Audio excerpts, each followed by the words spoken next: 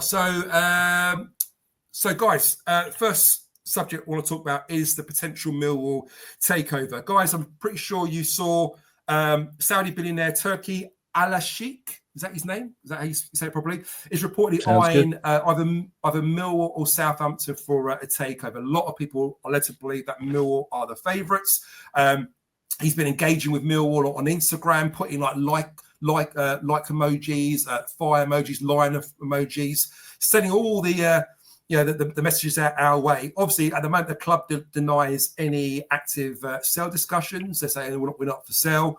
But then former Palace owner Simon Jordan comes out and says that he's had a conversation with Alalshikh and he's definitely interested in a Southern club, potentially Millwall. So start with yourself, Chris, while you're there.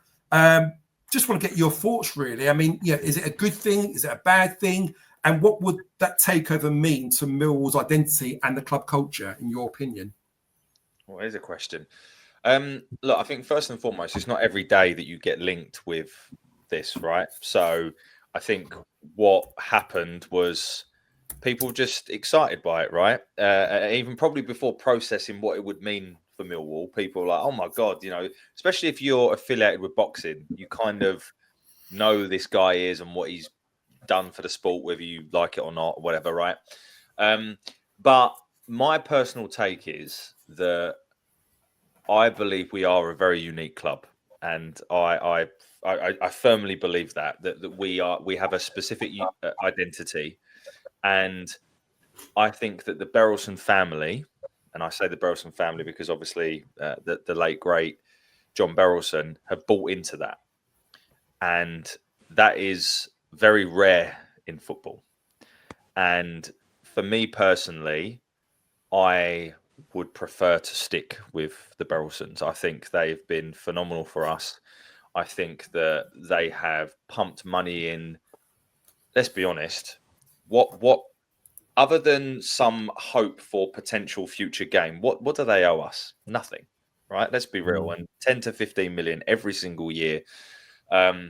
And if it wasn't for them, where would we be? So whilst a lot of people get really excited and understand that excitement by, a Saudi multi-billionaire that comes in, I, for one, think that when you curb that excitement and that change, the Berylsons have been very good to us. I really hope the new model works, that they can claim some money back, if I'm honest, because they deserve it.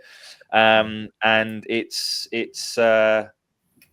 think it's an in fault, but actually sometimes the devil you better know, or whatever the phrase is. And I personally would like Mr. Berylson Jr. to stay with us. Of course, we would be naive to think that we don't have a price. Everyone has a price. Everything has a price, right? So I'm sure that whilst at the moment, there's nothing more to read in on it. I think Richard Cooley's come out and said that everyone has a price. It's the same with footballers, and we'll talk about Mihailo later, right? Yeah, in terms of that. So it'd be interesting to see how it develops. But I, for one, like where we are. I think we're going in the right trajectory, and I just thank the Berylson family immensely for what they've done. Yeah, amazing. Cheers, Chris. Appreciate your words of wisdom there. Dan, we'll come to you next. I'll get your thoughts on that. The fan base seems quite split at the moment. Some are for, some are against.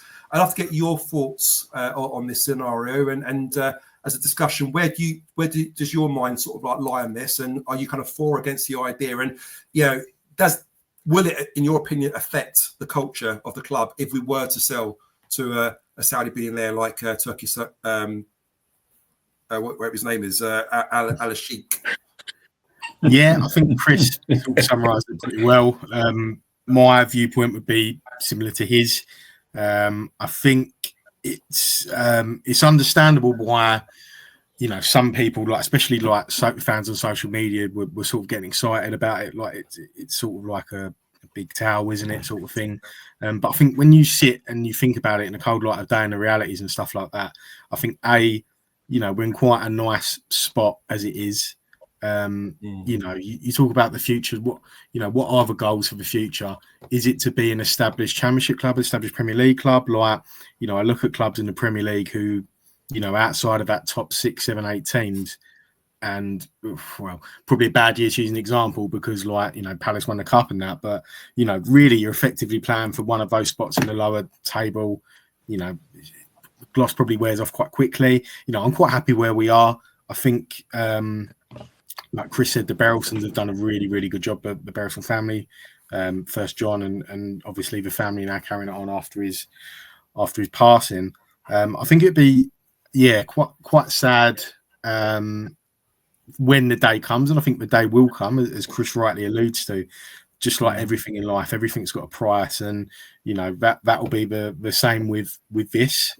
Whether it's Turkey, whether it's someone else one day, you know, you would assume the Berylsons are not going to be here forever. There will be a sort of end game in mind. But I think that'll be a really sad day when that time comes. You know, as Chris said, they've done right by us. You know, they're good owners. You know, they pump obscene amounts of money in. We're competitive without being silly. The culture change, I think possibly. I think football as a whole is sort of changing.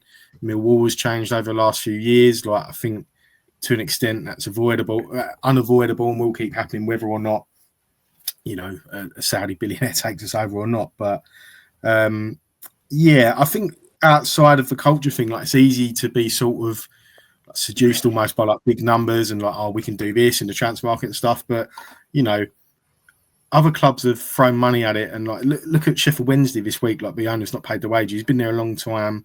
You know, I'm sure they, off the top of my head, I don't know their ins and outs transfer wise, but you know, they were in and around it for a few years before, and you just can't tell someone's motives. Like, you know, how he fancies us at the minute.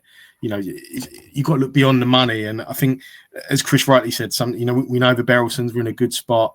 You know, I think with any sort of change of power, there's always a bit of the unknown, which can be good and bad. But I'd lean at the minute. Like, I think we're in a good spot. You know, I'd like us to sort of stay, and you know, by the sounds of it, you know, the Berylsons do too, and they're looking forward to what we can do this season. So, you know, hopefully, I think at the minute that's sort of as far as it goes. But it'd be interesting in the future. Like Chris rightly says, everything's got a price, and you know, there will come a time where we'll have this conversation, whether it's Turkey or someone else. But yeah, I'm quite happy to kick that conversation down the road, I think.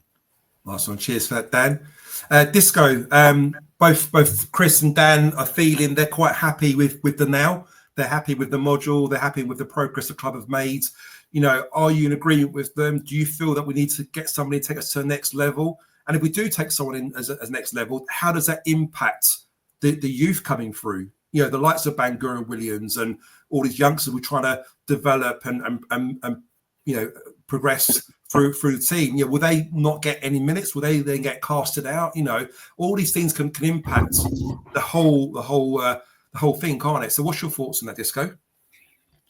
Yeah, I think, look, I'd like to really mix it up a bit now and say, no, they're talking nonsense. If there's billions available, let's take it and go and spend the money, you know. But look, you can't help but get a bit excited when you see a man of his background and his wealth, you know, showing an interest. Look, I think it's quite a compliment to us that if it is genuine, which it feels like there are some legs in it, it's quite a compliment that we are considered viable for somebody like that. And it won't just be little old Millwall in London. There'll be lots around the model of the club right now and the opportunity to grow, etc. So I see it as quite a compliment in that sense. Money doesn't guarantee your success, a bit like in life, isn't it? Money doesn't bring you happiness. It can bloody help, and it can certainly help in football big time. So yes, it's exciting to think, Jesus, if you could get somebody in with that sort of money spent the right way, it would be great. However, it's not guaranteed success. And let's be honest, could come in and be an absolute disaster in terms of, you know, things like, I think you think it in your head.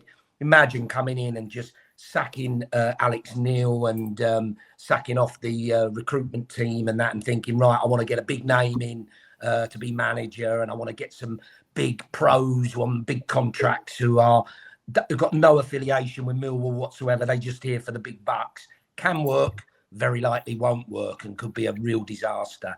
So I am, look, it was exciting. I thought it was a bit of a compliment that we are even mentioned in that.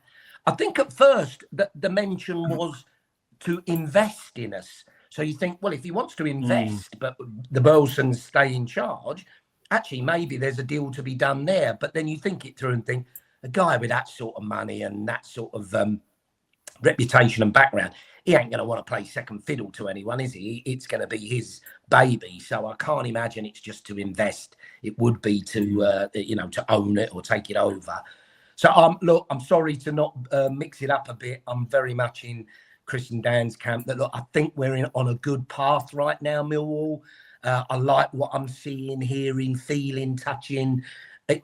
We're looking good right now. Yes, a little spare billion coming in to spend on a few players would be lovely, but let's see it take its course, and then let's see where we are in a few years and whether we're more viable for more, I don't know, different types of investment or ownership. And that's not me wanting to get rid of James or the Burleson family. I think, like the guys have said, we owe them currently a massive thank you, and long may it continue for me. Lads, this is why you guys are on this show, because you all speak so well, and I agree with everything you said there. I think it's a hard thing. I think it comes to generations, in my opinion, because if you're an old generation, I'm not saying I'm old, but I'm kind of borderline old. He is. You're used to the old days. You're used to, as you, Disco, would probably agree, being in the lower leagues. It wasn't fun when you're playing against teams like Mansfield and shit teams like that.